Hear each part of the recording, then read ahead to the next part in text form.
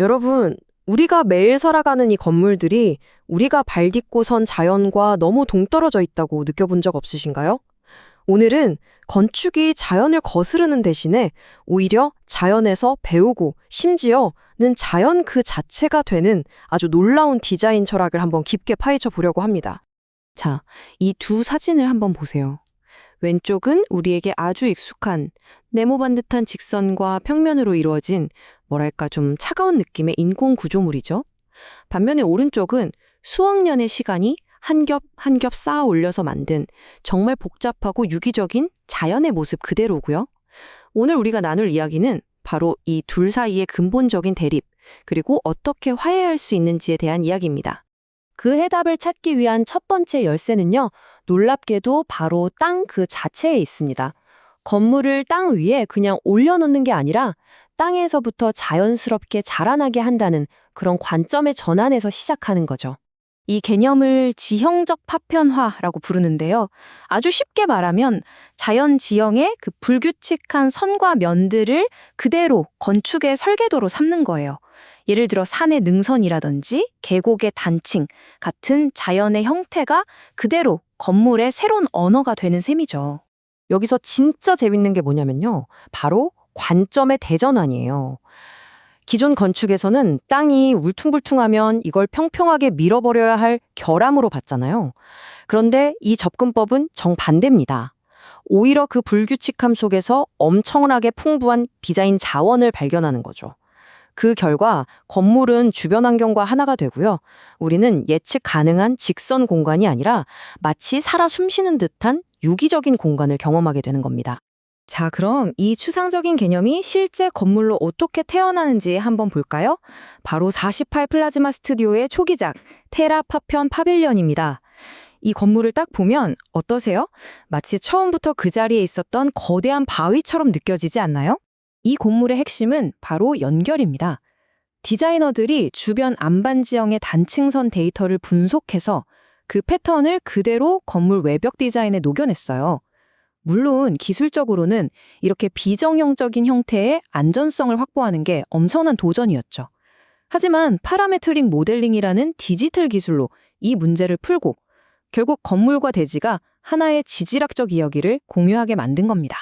자, 지금까지는 땅이라는 큰 그림을 봤다면 이제는 시선을 좀 더 안으로 자연을 구성하는 미시적인 기본 원리로 옮겨보겠습니다. 자연이 스스로를 만들어내는 비밀 코드, 바로 프랙탈에 대한 이야기입니다. 프랙탈 혹시 들어보셨나요? 아주 간단한 규칙이 계속 반복되면서 복잡하고 아름다운 구조를 만들어내는 원리인데요. 이 그림 왼쪽에 있는 나무를 한번 보세요. 커다란 줄기가 작은 가지로 또 더 작은 가지로 뻗어나가죠. 이렇게 전체와 부분이 계속 닮은 형태, 이걸 자기 유사성이라고 부릅니다.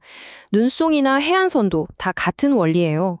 우리 주변에서 볼 수 있는 가장 완벽하고 또 아름다운 프랙탈이 바로 이 로마네스코 브로콜리예요. 작은 봉우리 하나하나가 전체의 모습을 그대로 닮았잖아요. 정말 단순한 반복이 만들어낸 경이로운 복잡성이죠. 그렇다면 건축가들은 이 자연의 원리를 어떻게 활용할까요? 마치 우리가 종이접기 하듯이 평면을 반복적으로 접고 펼쳐서 복잡하고 역동적인 3차원 공간을 만들어냅니다. 이걸 바로 프랙탈 폴딩이라고 부르는 거죠. 자, 그럼 여기서 정말 중요한 질문 하나 던져보겠습니다. 거대한 땅의 흐름을 읽는 지형적 파편화와 자연의 생성 원리를 따르는 프랙탈 폴딩. 이 두 가지 엄청난 아이디어가 하나로 합쳐진다면 과연 어떤 건축이 탄생하게 될까요? 바로 이런 건축이 탄생합니다. 두 철학이 완벽하게 통합된 대표작, 스트라타 컴플루언스인데요. 와, 정말 거대한 크리스탈 결정체 같기도 하고 또 어떻게 보면 오랜 시간 풍화된 지층 같기도 하죠. 이 건물의 이야기는 아주 명확해요. 산과 도시의 경계라는 독특한 위치에서 땅이 가진 지질학적 역사를 건물로 표현하는 게 목표였습니다.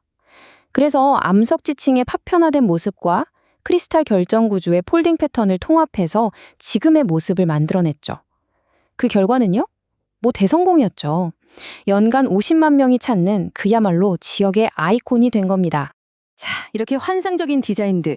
근데 이걸 대체 어떻게 현실로 만드는 걸까요? 이제 그 비밀을 파헤치러 기술의 심장부, 바로 엔진룸으로 들어가 보시죠. 아마 많은 분들이 지금 이렇게 생각하실 거예요. 와, 멋지긴 한데 저런 걸 대체 어떻게 만들죠? 사람이 손으로 만들기에는 불가능해 보이는데요? 네, 맞습니다.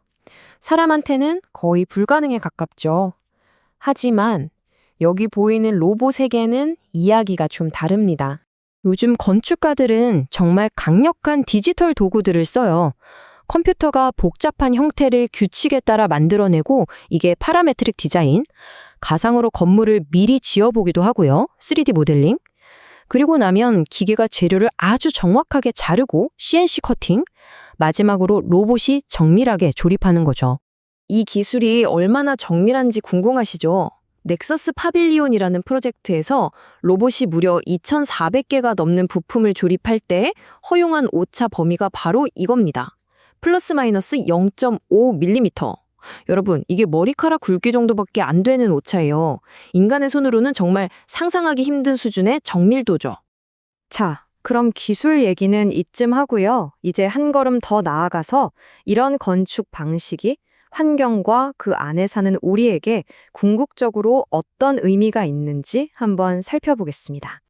이 다이어그램이 모든 걸 말해주고 있어요. 자연의 원리를 존중하고 그 안에서 살아가는 인간의 경험을 풍요롭게 만들고 이걸 가능하게 하는 기술의 힘을 빌릴 때 우리는 비로소 지속 가능하면서도 인간 중심적인 건축에 도달할 수 있다는 거죠. 아까 그 다이어그램에서 인간 부분을 좀 더 자세히 들여다볼게요. 이런 건물에서의 경험은 우리가 알던 것과는 완전히 달라요.